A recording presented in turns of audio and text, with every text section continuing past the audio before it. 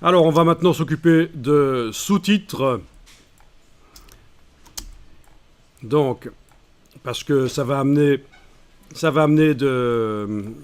un peu de diversité, de structure, d'avoir des sous-titres, parce que du texte au kilomètre comme ça donne pas envie de lire. Bon, déjà, si on mettait des images dedans, ça aiderait, mais malgré tout, on va mettre des sous-titres. Donc, allez sur le deuxième grand titre que vous avez créé, et on va aller créer un sous-titre. Donc, on va aller ici au deuxième paragraphe. Depuis son ouverture en novembre 2006. 2006, oui. Tout ça va devenir un sous-titre, en fait. D'accord? Sélectionnez tout ça. Vous l'avez? Vous le repérez?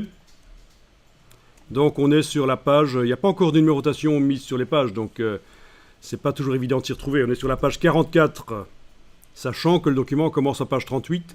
Ça, c'est pas interdit du tout de démarrer un document à une certaine page s'il s'insère dans un document plus grand. Ça se fait simplement en double-cliquant sur le triangle noir qui est là, c'est le début de section. En double-cliquant sur le triangle noir que vous voyez dans la palette page, vous avez possibilité ici d'aller indiquer un début de numérotation. Et vu que c'est une page paire, un numéro pair, vu que c'est un numéro pair, vous avez une page de gauche, forcément, qui commence le document. Vous voyez? Mais ça, vous vous en occupez pas, mais j'explique simplement pourquoi c'est bizarre. Dans ce document, il y a autant de pages, mais en fait, qu'on ne les voit pas, les pages 1 jusqu'à 37, elles y sont pas, en fait. Alors, donc, on est sur la page 44, on a sélectionné ceci, qui va devenir un sous-titre. On va le formater, c'est-à-dire lui donner un certain aspect. Donc, vous allez dans la palette texte, caractère. Et il faut également aller chercher la palette texte paragraphe. Donc il ne s'agit pas des styles, il s'agit vraiment des palettes qui servent à modifier directement le texte. L'idée, c'est qu'on va modifier le texte là dans le document, et une fois que le titre aura l'aspect qui nous plaît, on va en faire un style, enfin un style de sous-titre, quoi. Ça sera un sous-titre. Ou un titre de second niveau, comme on dit. Vous avez les deux palettes type, caractère et paragraphe. Ok. Donc... première chose qu'on va faire, on va dire, tiens, le sous-titre, il n'est pas obligé de se coller sur la grille de ligne de base comme tous les autres, comme le corps du texte, comme le texte principal du document.